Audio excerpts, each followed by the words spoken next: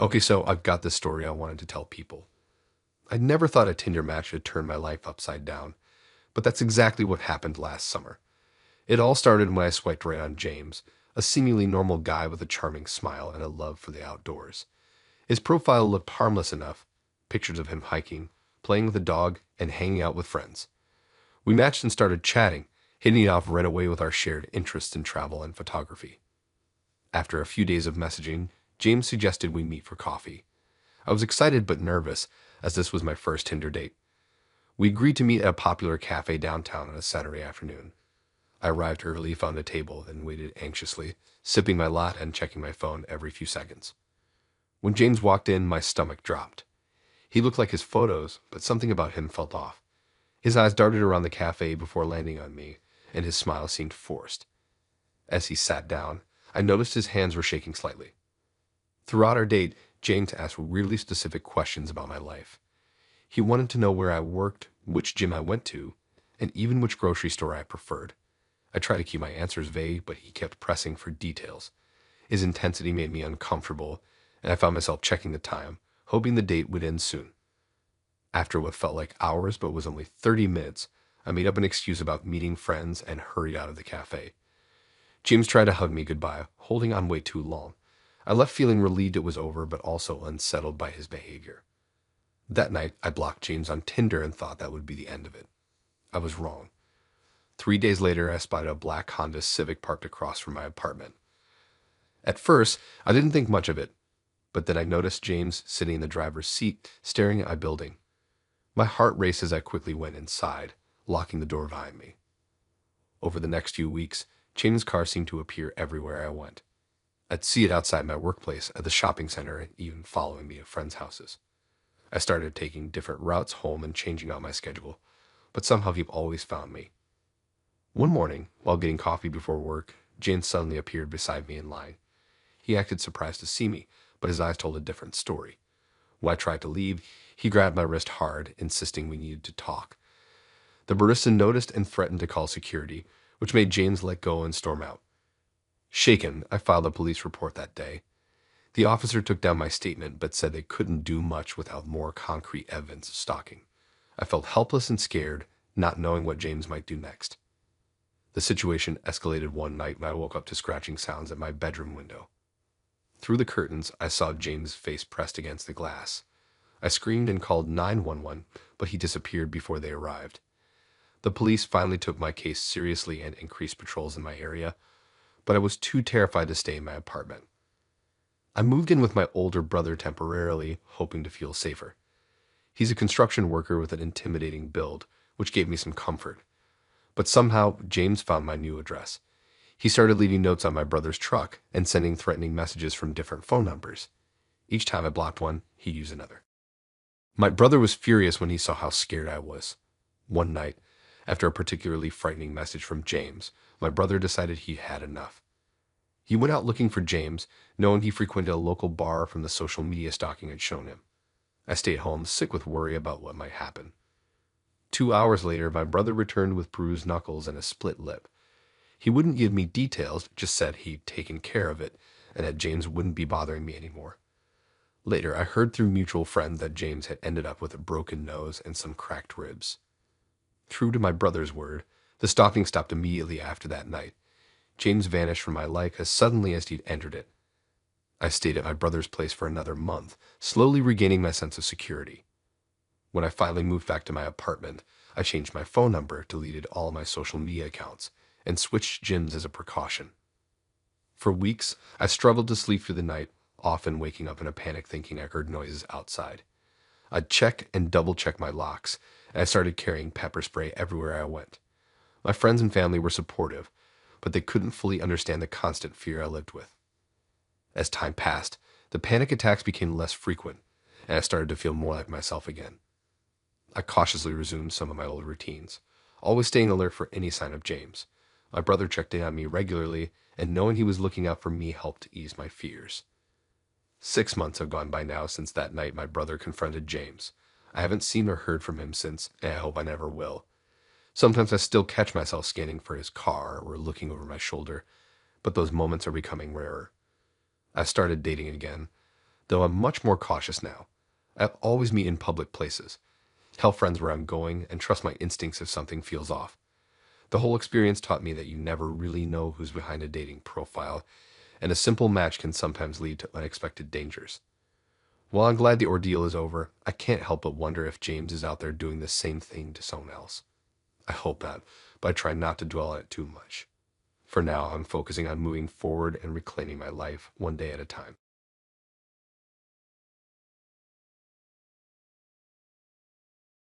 I never thought my Friday night Tinder date would end with me chasing a thief down the street, but that's exactly what happened last week. It all started when I matched with Rajesh, a seemingly nice guy with a charming smile and a decent job as a software engineer. After chatting for a few days, we decided to meet up for coffee at a local cafe. As I walked into the cozy coffee shop, I spotted Rajesh sitting at a corner table. He looked just like his profile pictures, tall, dark-haired, and dressed in a casual button-down shirt and jeans. I waved and made my way over, feeling a mix of excitement and nerves. We ordered our drinks and settled in for some small talk. At first, everything seemed normal. We chatted about our jobs, hobbies, and favorite local spots. Rajesh told me about his work in artificial intelligence and his weekend hiking trips. I shared stories about my marketing job and my love for trying new restaurants. About 20 minutes into our date, I started to notice something off about Rajesh's behavior. He kept glancing around the cafe nervously, his eyes darting to the exit and then back to me. His responses to my questions became shorter and more distracted. I tried to brush it off, thinking maybe he was just socially awkward or having second thoughts about our date. Suddenly, Rajesh stood up and mumbled something about needing to use the restroom. As he walked past my chair, I felt a sharp tug on my purse strap. Before I could even process what was happening, Rajesh had snatched my bag and was sprinting towards the door. For a split second, I sat there in shock, unable to believe what had just occurred. Then adrenaline kicked in, and I leaped to my feet, knocking over my chair in the process. I shouted for someone to stop him, but the other customers just stared in confusion as I raced after Rajesh. I burst out of the cafe onto the busy street, frantically scanning the crowd for any sign of him. I spotted him about half a block away, weaving through pedestrians with my purse clutched tightly under his arm. Without thinking, I took off after him, my heart pounding in my chest. As I ran, I yelled for help, trying to get the attention of passersby or maybe even a police officer. But most people just stepped aside, looking bewildered or annoyed. I could feel my lungs burning as I pushed myself to run faster, desperate not to lose sight of Rajesh. We raced down 2 blocks, with Rajesh constantly looking over his shoulder to see if I was still behind him. I was gaining ground, fueled by a mixture of anger and determination. Just as I thought I might actually catch up to him, Rajesh suddenly veered into a narrow alley between 2 buildings. I skidded around the corner after him, only to find the alley was a dead end. Rajesh was trapped, panting heavily and looking around frantically for an escape route. For a moment, we just stared at each other, both breathing hard from the chase. "Give me back my purse," I demanded, trying to sound braver than I felt. Rajesh's eyes darted between me and the alley entrance, clearly weighing his options. I took a step closer, my hands clenched into fists at my sides. Just then, I heard shouting from the street.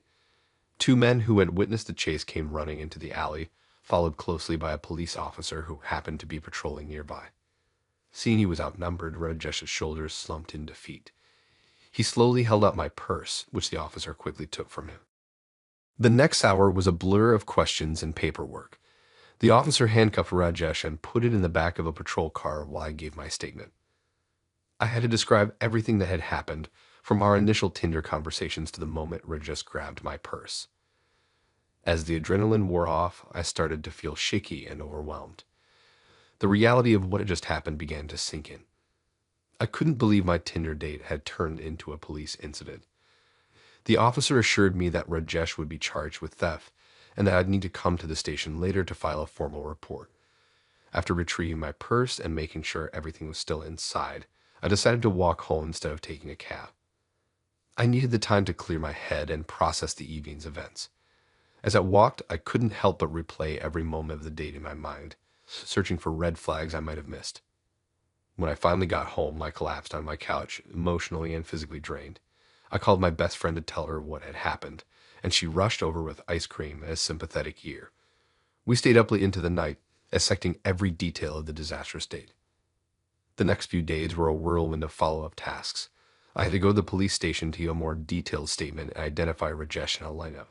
I also had to cancel all my credit cards and change the locks on my apartment, just in case Rajesh had managed to see my address on any of the documents in my purse.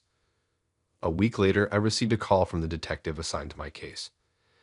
They informed me that Rajesh had a history of similar crimes and was actually wanted in connection with several other theft incidents in the area. Apparently, he had been using dating apps to target unsuspecting victims for months. Hearing this information made me feel both vindicated and foolish.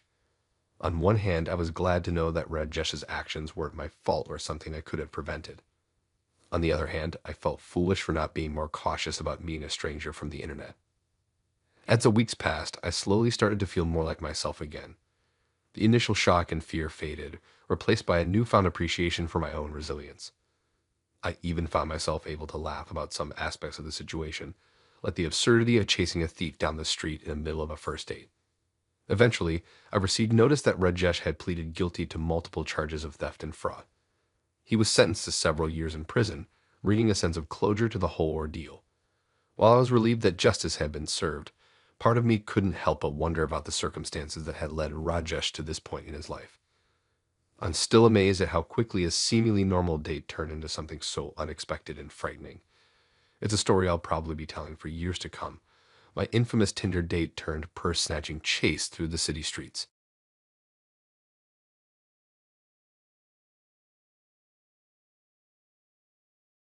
Tinder dates wouldn't usually end with sirens and handcuffs, but that's exactly what happened, my met saying.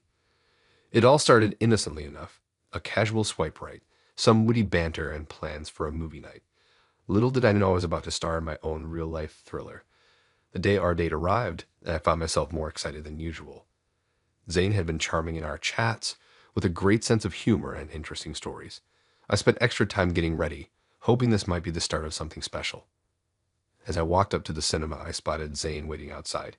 He was even more handsome in person, tall, with warm brown eyes and a killer smile. We greeted each other with a slightly awkward hug, then headed inside to get our tickets and snacks. The pre-movie small talk flowed easily. Zane asked about my job, my hobbies, and my favorite films. He seemed genuinely interested, laughing at my jokes and sharing his own stories. By the time we settled into our seats, I was feeling pretty good about how the evening was going. The lights dimmed and the movie started. It was some action flick, not usually my thing, but Zane had picked it and I was happy to go along. About 20 minutes in, I felt Zane's hand brush against mine. I smiled to myself, enjoying the butterflies of a new connection. That's when things took a turn I never saw coming. I'd noticed some movement at the back of the theater, a few people entering quietly. In the dim light, I could just make out what looked like police uniforms. My heart started racing. Were they chasing someone? Was there a threat? Before I could fully process what was happening, several officers were suddenly in our row. They grabbed Zane, yanking him out of his seat. I sat there frozen, unable to believe what I was seeing. Zane looked just as shocked, his eyes wide with panic. The officers quickly cuffed him and started leading him away. One of them turned to me and asked if I was all right. I nodded dumbly, still trying to wrap my head around the situation. As they escorted Zane out, the officer explained that he was a wanted fugitive with outstanding warrants in multiple states. I sat there in stunned silence as the movie continued to play. My mind was reeling, trying to reconcile the charming guy I had been on a date with and the criminal the police had just arrested. How could I have been so wrong about him? The rest of the film passed in a blur. I couldn't focus on anything happening on screen. My thoughts a jumbled mess of confusion and fear. When the credits finally rolled, I stumbled out of the theater in a daze. Outside, a small crowd had gathered to watch as Zane was loaded into a police car. Our eyes met for a brief moment as they'd put him in the back seat. The look on his face was a mix of shame and resignation. Then they drove away, leaving me standing there feeling completely shell-shocked. I called an Uber, my hands shaking as I'd opened the app. During the ride home, I couldn't resist Googling Zane's name. Several news articles popped up, detailing his alleged crimes. There were reports of elaborate fraud schemes and even violent assaults. It was surreal seeing his face, the same face that had smiled at me over popcorn just hours earlier, plastered across these shocking headlines. As I read more about Zane's criminal history, I started to feel physically ill. How close had I come to becoming another one of his victims? What if we had gone somewhere more private for our date? What if I'd invited him back to my place? The possibilities made my skin crawl. When I got home, I collapsed on my couch, still trying to process the night's events. I replayed our conversations in my head, searching for any red flags I might have missed. But there had been nothing obvious. Zane had seemed so normal, so genuine. I barely slept that night, my mind racing with what ifs and worst case scenarios. The next morning, I woke up feeling like I'd been hit by a truck. The events of the previous night came flooding back, and I had to resist the urge to call in sick to work. As I went through my day, I felt like I was in a fog. Coworkers asked if I was feeling okay, noticing my distracted state. I mumbled excuses about not sleeping well, not ready to share the real story. That evening, I got a call from a detective working on Zane's case. He asked me to come in and give a statement about our interactions. Sitting in the police station, recounting the details of our Tinder chats and brief date, made the whole thing feel even more surreal. The detective filled me in on more details of Zane's alleged crimes. Apparently, he had been using dating apps to find potential victims for his scams. He would charm them, gain their trust, and then exploit them financially or worse. I felt a chill run down my spine as I realized how easily I could have fallen into his trap. Over the next few weeks, I found myself jumping at every unexpected noise and viewing everyone I met with suspicion. I deleted Tinder and all my other dating apps, too scared to even think about meeting someone new. Friends tried to cheer me up, telling me it was just a freak occurrence, but I couldn't shake the feeling of vulnerability. How could I trust my own judgment after being so completely fooled? As time passed, the initial shock began to wear off. I started to look at the experience with a bit more perspective. While it had definitely been traumatic, I realized how lucky I was that things hadn't gone further with Zane. Slowly, I began to regain my confidence. I started going out more, reconnecting with friends I had neglected while focused on dating. I threw myself into new hobbies and interests, finding joy in activities that didn't involve the risk of meeting criminals. A few months after the incident, I received another call from the detective. Zane had been convicted on multiple charges and would be serving a lengthy prison sentence. While part of me felt relieved, another part still struggled to reconcile the person I had met with the criminal he turned out to be. Today, almost a year later, the memory of that night at the movies still feels a bit unreal. Sometimes I catch myself wondering what might have happened if the police hadn't shown up when they did. But mostly, I'm just grateful for the wake-up call it provided. I'm dating again now, albeit much more cautiously. I always meet in public places and do some light background checking before getting too invested. And while I haven't sworn off dating apps completely, I approach them with a healthy dose of skepticism.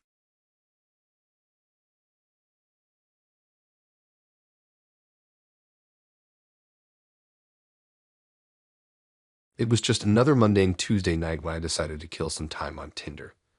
Little did I know this casual swipe session would lead me down a rabbit hole of deception and disappointment.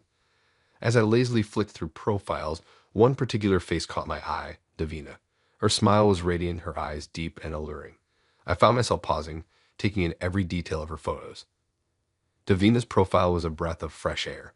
Her bio was witty and intriguing, mentioning a love for obscure indie bands and a passion for spicy food that rivaled my own. Without hesitation, I swiped right, silently hoping for a match. To my surprise, we connected instantly. Even more shocking, Davina messaged first. She complimented my taste in music, referencing a band tee I wore in one of my photos. It was a relatively unknown group, and I was impressed she recognized it. This kickstarted a conversation that flowed effortlessly. We chatted about everything under the sun. Davina told me she was a graphic designer for a startup, and her enthusiasm for her work was contagious. She described a project she was working on, her artistic process, and her dreams of freelancing full-time one day. I found myself hanging on her every word, completely engrossed in her passion.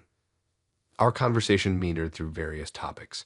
We discovered a shared love for travel, swapping stories about our favorite destinations and places we longed to visit. Davina's description of a backpacking trip through South America was so vivid, I felt like I was right there with her, trekking through the Andes. As the night wore on, we delved into deeper subjects. We discussed our families, our hopes for the future, and our fears. Davina opened up about her struggles with anxiety, and I shared my own experiences with imposter syndrome. It felt incredibly natural, like talking to an old friend rather than a stranger from a dating app. Before I knew it, the clock read 3 a.m. I couldn't believe how quickly time had flown. Reluctantly, we agreed it was time to call it a night. We exchanged numbers, promising to continue our chat the next day. As I drifted off to sleep, my mind was filled with thoughts of Davina and the connection we forged. The following day, I woke up to a good morning text from Davina. We picked up right where we left off, messaging throughout the day. She sent me memes that had me laughing out loud at my desk, and we made tentative plans to meet up over the weekend for coffee. That evening, I met my best friend Jake for our weekly pub quiz night. I couldn't stop talking about Davina, gushing about how amazing she was and how much we had in common. Jake listened patiently, a bemused smile on his face. "Let me see a picture of this dream girl," he said, reaching for my phone. I pulled up Davina's profile, proudly showing Jake her photos. As he scrolled through them, his brow furrowed. He squinted at the screen, tilting his head slightly. "Dude, she looks really familiar," Jake muttered. "I swear I've seen her somewhere before." I brushed off his comment, assuming Davina just had one of those faces. But Jake couldn't let go. He pulled out his own phone and started searching, his thumbs flying over the keyboard. After a few minutes of intense scrolling, Jake's eyes widened. He looked up at me, his expression a mix of pity and discomfort. "Man, I hate to tell you this, but I think you're being catfished," he said, turning his phone to show me what he found. My stomach dropped as I stared at the screen. The clear as day was Davina's face, except it wasn't Davina at all. It was a famous Argentine singer named Lali Esposito. The photos on the Tinder profile were taken directly from her Instagram account. I felt like I'd been doused in ice water. The connection I thought we had, the hours of intimate conversation, it all came crashing down around me. How could I have been so stupid? In a daze, I scrolled through Lolly's Instagram, finding photo after photo that Davina had used. The realization hit me like a ton of bricks. I'd been completely fooled. My mind raced, replaying every interaction we'd had. Was any of it real? The job, the travels, the personal struggles, were they all fabricated? I felt violated, knowing I'd shared personal details in my life with a complete stranger hiding behind a fake identity. Anger bubbled up inside me, followed quickly by embarrassment. I'd always thought I was too smart to fall for something like this. Yet here I was completely taken in by a carefully crafted lie. I pulled out my phone, my thumb hovering over the block button on Davina's profile. Part of me wanted to confront her, or whoever was behind the profile, to demand answers. But I knew it would be pointless. Instead, I blocked her on Tinder and deleted her number from my phone. The next few days were a blur. I oscillated between anger, shame, and a strange sense of loss. Even though Davina wasn't real, the connection I felt was. It was hard to reconcile the person I thought I knew with the reality of the situation. I couldn't help but analyze every interaction, looking for clues I might have missed. There were red flags now that I thought about it. Davina always had an excuse for why she couldn't video chat. Her photos were all extremely high quality, almost too perfect. Some of the details she shared about her life were vague or inconsistent. But in the moment, caught up in the excitement of a new connection, I'd overlooked these warning signs. I wanted to believe I found someone special, so I ignored the little doubts nagging at the back of my mind. As the initial shock wore off, curiosity set in. I found myself wondering about the person behind the fake profile. What was their motivation? Were they just lonely and looking for a connection, or did they have more sinister intentions? The not knowing was almost as unsettling as the deception itself. I took a break from Tinder after that, needing time to process what had happened. The experience left me feeling jaded about online dating. When I eventually returned to the app, I approached every match with caution, always on the lookout for signs of deception. Weeks passed, and the sting of the experience began to fade. I still thought about Davina sometimes, or rather, the person I thought she was. It was a harsh lesson in the realities of online dating, a reminder that not everyone is who they claim to be on the internet. So I matched with Steve. His profile caught my eye, great smile, witty bio, and we seemed to have a lot in common. After chatting for a few days, he suggested meeting up for dinner. I had been on plenty of Tinder dates before, so I thought nothing of it and agreed. We decided on a cozy Italian place downtown. I arrived a few minutes early and waited at the bar, sipping a glass of wine to calm my nerves. When Steve walked in, I was relieved to see he looked just like his photos. Tall, dark-haired, with a friendly grin. He gave me a quick hug, and we headed to our table. The restaurant had a warm, intimate atmosphere with soft lighting and candles on each table. As we settled in, Steve seemed charming and attentive. He asked me questions about my job, my hobbies, and my family. I started to relax, thinking this might turn out to be a good date after all. We ordered our food at the Pasta Primavera while Steve chose the chicken parmesan. As we waited for our meals, the conversation flowed easily. We discovered we both loved hiking and had even been to some of the same trails. Steve told funny stories about his job as a software engineer, and I shared some anecdotes about my work in marketing. But as the evening progressed, I began to notice some odd behavior. Steve kept glancing around the restaurant nervously, as if he was worried about being seen.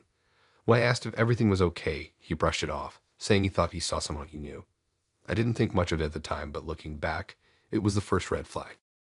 As we ate our main course, Steve's demeanor changed slightly. He started asking more personal questions. Where exactly I lived, if I had roommates, what my typical schedule was like. I gave vague answers, not wanting to share too much information with someone I've just met. Steve also began making comments about my appearance, complimenting me in a way that felt a bit too intense for a first date. When the topic turned to past relationships, Steve's tone became bitter. He ranted about his crazy ex-girlfriends and how they had all wronged him. The way he spoke about women made me uncomfortable, but I tried to steer the conversation to lighter topics. As we finished our meals, Steve insisted on ordering dessert to share. I wasn't really in the mood for sweets, but I agreed to split a tiramisu. While we ate, Steve moved his chair closer to mine, his knee brushing against my leg under the table. I subtly tried to create some distance, but he kept finding ways to initiate physical contact. When the check came, I reached for my wallet, but Steve waved me off, insisting on paying for everything. As we walked out of the restaurant, he put his arm around my waist. It felt too familiar, too soon, and I gently moved away, pretending to adjust my jacket. Outside, Steve offered to drive me home. I hesitated, remembering my rule about not letting first dates know where I lived. But it was getting late, and I didn't want to wait for a ride share. Against my better judgment, I accepted his offer. The drive to my apartment was tense.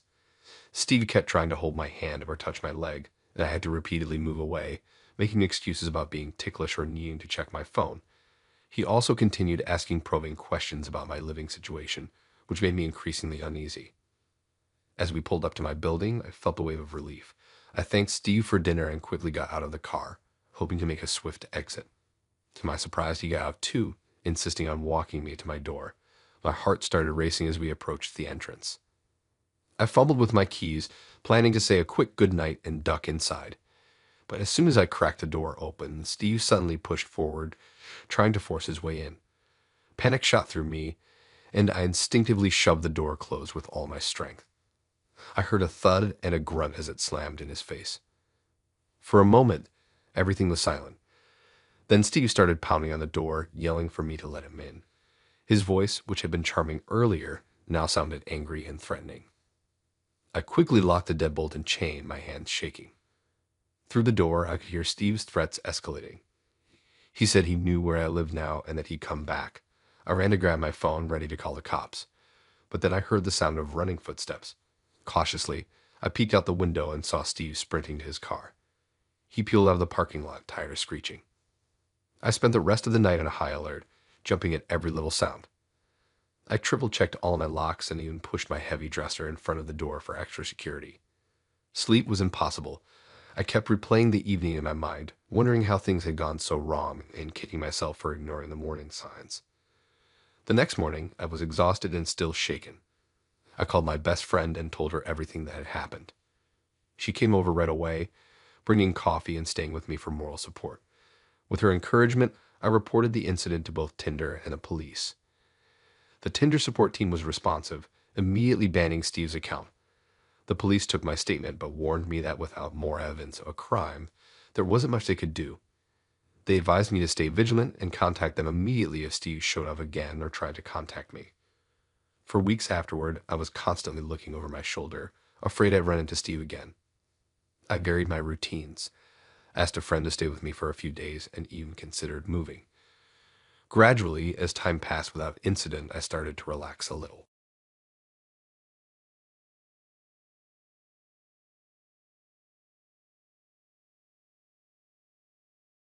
So, here's my story. It started like any other match, a few witty messages, some shared interests, and plans to meet up. Little did I know I was about to experience the most terrifying night of my life. His name was Alex. Tall, dark-haired, with a charming smile and an impressive job in finance. We hit it off immediately in our chats, bonding over our love for indie films and obscure 80s bands. After a week of messaging, we decided to meet for dinner at a trendy new restaurant downtown. I arrived first, choosing a table near the back for some privacy. When Alex walked in, I felt a flutter of excitement. He looked even better than his photos, dressed sharp in a fitted blazer and dark jeans. His smile lit up his face as he spotted me and made his way over. The first hour flew by as we chatted easily over appetizers and wine. Alex was funny and attentive, asking thoughtful questions about my work and family. I found myself relaxing, thinking this might actually turn into something good. As our main courses arrived, I excused myself to use the restroom. On my way back, I noticed Alex hunched over our table, fiddling with something. When he saw me approaching, he quickly sat up straight, flashing that winning smile again. I brushed it off, assuming he was just checking his phone.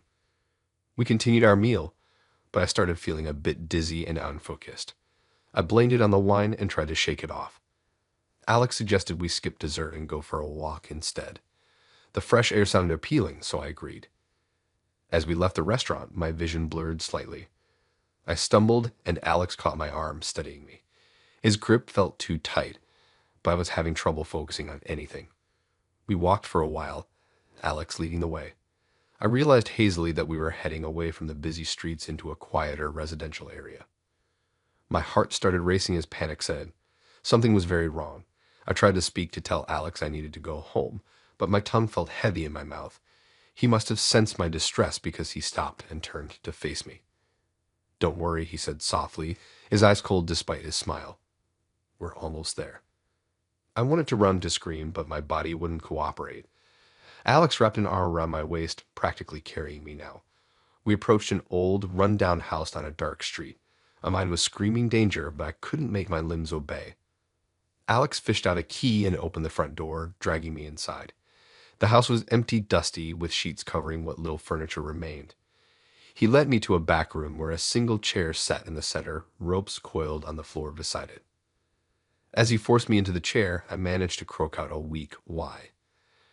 Alex's face twisted into something unrecognizable as he began tying my wrists to the armrests. "You're all the same," he spat. "You think you're so special, so much better than everyone else. But you're not. You're just like all the others." Tears streamed down my face as I realized the gravity of my situation. Alex continued his rant, pacing around the room, gesturing wildly. He talked about other girls he'd met online, how they'd all rejected him eventually. I was going to make them pay, starting with me. I struggled against the ropes, but they were tied tight. Whatever drug Alex had slipped me was wearing off, replaced by sheer terror. I watched helplessly as he pulled out a duffel bag from behind a sheet-covered couch, unzipping it to reveal an assortment of knives and other sharp objects. Just as Alex turned back towards me, a loud crash came from the front of the house. He froze, eyes wide with surprise and anger. Heavy footsteps approached rapidly. Alex cursed, grabbing a knife from his bag and moving to stand behind me, pressing the blade against my throat. The door burst open, and 2 police officers rushed in, guns drawn. "Police!" dropped the weapon when shouted. Alex's hand trembled against my neck as he weighed his options. After a tense moment, I felt the knife leave my skin as he let it clatter to the floor. As one officer cuffed Alex, the other quickly untied me, asking if I was hurt. I shook my head, still in shock. They explained that the restaurant owner had seen Alex spike my drink and called the police. They'd been tracking Alex's phone, which led them here. The next few hours passed in a blur. I was taken to the hospital for a checkup, then to the police station to give a statement. My family arrived, hugging me tightly, tears in their eyes. I learned that Alex was wanted for assault and kidnapping in 2 other states, all with a similar story, meeting girls online and luring them to secluded locations. Days later, I sat in my apartment, still processing everything that had happened. My phone buzzed with a news alert. Alex had been denied bail and was facing multiple felony charges. Relief washed over me, knowing he couldn't hurt anyone else. I deleted Tinder from my phone, along with all my other dating apps. The thought of meeting another stranger filled me with dread. I knew it would take time to feel safe again, to trust my own judgment. But I was alive, and for now that was enough. As I curled up on my couch, my cat purring beside me, I felt a glimmer of hope. I had survived something terrible, and I was stronger for it. Whatever came next, I knew I could face it. For the first time since that night, I felt like I could breathe again.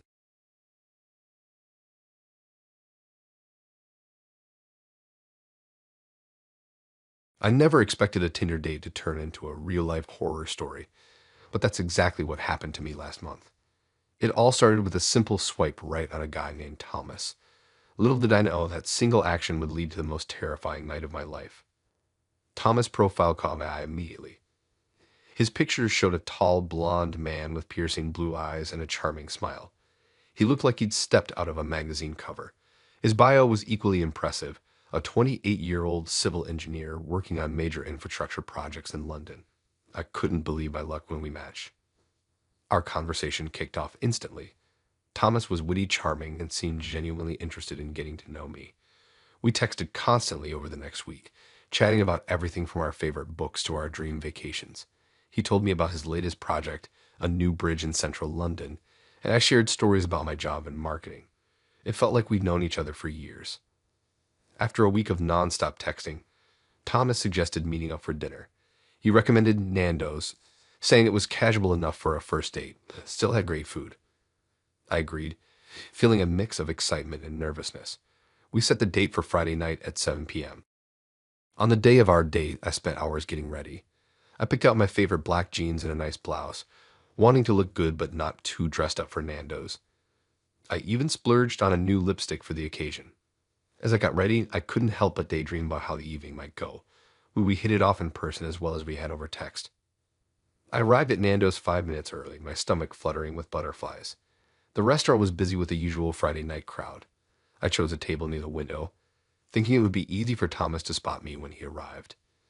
As I waited, I kept glancing at the door, expecting to see the handsome man from the photos walk in at any moment. 5 minutes passed, then 10, then 15. I started to feel a bit anxious. Had he forgotten? Just as I was about to send him a message, I noticed someone approaching my table. My heart sank as I realized this person looked nothing like the Thomas I'd been expecting. The man standing before me was easily in his late 40s, at least 20 years older than the person in the profile pictures. He was short and stocky, with thinning gray hair and a scraggly beard. His clothes were stained and wrinkled, looking like they hadn't been washed in weeks. But the most shocking thing was the overwhelming smell of alcohol that seemed to radiate from him. My hand started shaking as he sat down across from me without asking. In a slurred voice, he introduced himself as Thomas. My mind was reeling. How could this be the same person I had been talking to all week? As he spoke, I noticed his hands trembling and he couldn't seem to maintain eye contact. Thomas admitted that everything in his profile had been a lie. There was no engineering job, no London flat, nothing. He was actually unemployed and homeless, living in a shelter on the outskirts of the city. The photos he'd used were stolen from someone else's social media accounts. As he continued talking, things got even more disturbing. Thomas mentioned he'd been watching my profile for weeks before matching with me. He knew where I worked based on my Instagram photos, which had foolishly linked to my Tinder profile. He even described seeing me at the local coffee shop near my office several times before we matched. The realization that he'd been stalking me made my blood run cold. I tried to stay calm while figuring out how to leave safely. When Thomas got up to order food, stumbling drunkenly to the counter, I saw my chance. I grabbed my bag and rushed toward the door, my heart pounding in my ears. But as I reached for the handle, I heard him calling my name. Panic set in as I pushed through the door and into the parking lot. It was surprisingly empty for a Friday night, with only a few cars scattered around. I could hear Thomas' uneven footsteps behind me as I ran to my car, fumbling with my keys. Just as I got my car door open, I heard Thomas' voice right behind me. He was asking where I was going, saying we hadn't even ordered yet. I jumped into the driver's seat and locked the doors, my hands shaking so badly I could barely get the key in the ignition. As I started the engine, I looked in my rearview mirror. Thomas was standing just a few feet away, swaying slightly and staring at me with an unsettling look in his eyes. I put the car in reverse and sped out of the parking lot, my heart racing. For the next few weeks, I was constantly on edge. I kept seeing Thomas's face everywhere I went, jumping at every sudden movement or sound. I varied my routine, taking different routes to work and avoiding my usual coffee shop. I was terrified he might show up at my workplace or home. A few days after the incident, I decided to do some research. I reverse image searched the photos from Thomas' profile and found they belonged to a real engineer in Manchester. I reported his fake profile to Tinder, but I couldn't shake the feeling that he might have done this to other women too. That night at Nando's changed me. You never really know who's on the other side of the screen.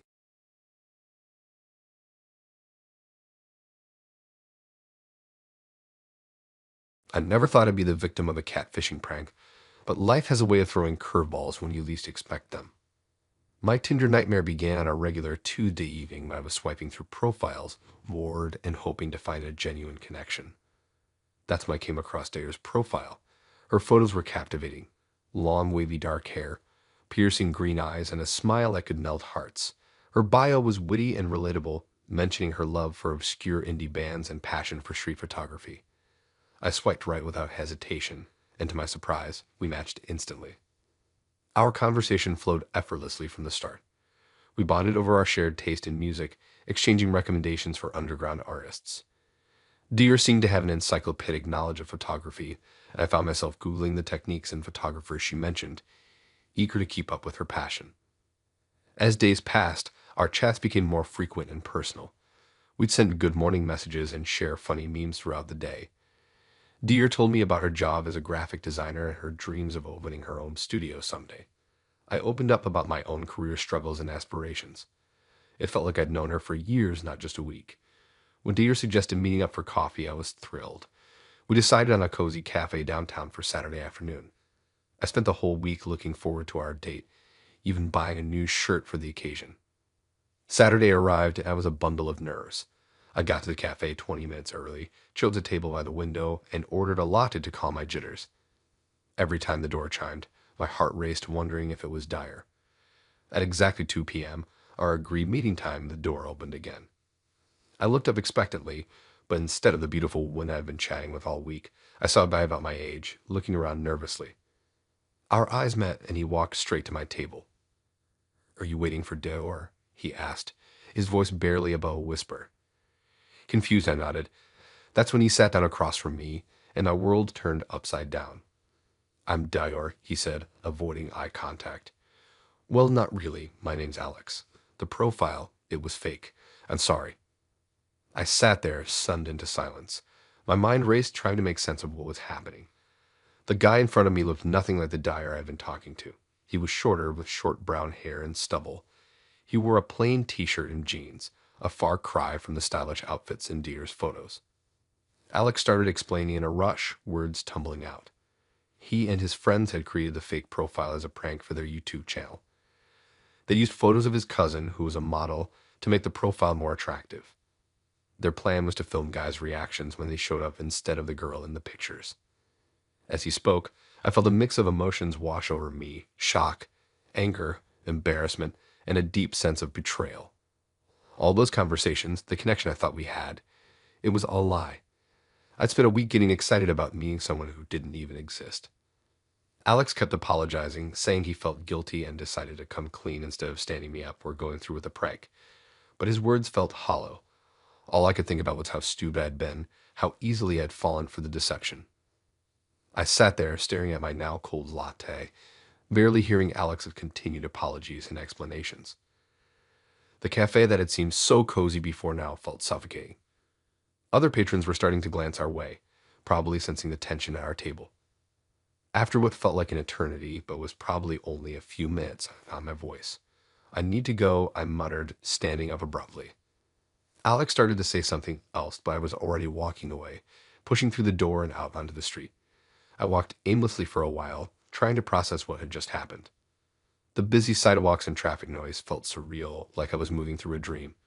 How could I have been so careless? I replayed our conversations in my head, looking for signs I might have missed. But there weren't any. The deception had been perfect. When I finally got home, I collapsed on my couch, feeling drained. I pulled out my phone and stared at Deer's, or rather the fake profile's, messages. They seemed different now, tainted by the knowledge of the truth. I deleted the Tinder app in a moment of frustration, then immediately regretted it, realizing I'd lost all evidence of our conversations. The next few days were a blur. I cycled through various emotions: anger at Alex and his friends for their cruel prank, embarrassment at falling for it, and a deep sense of loss for the connection I thought I'd found. I avoided my phone, dreading the possibility of Alex trying to contact me again. It took me almost a week to tell anyone what happened.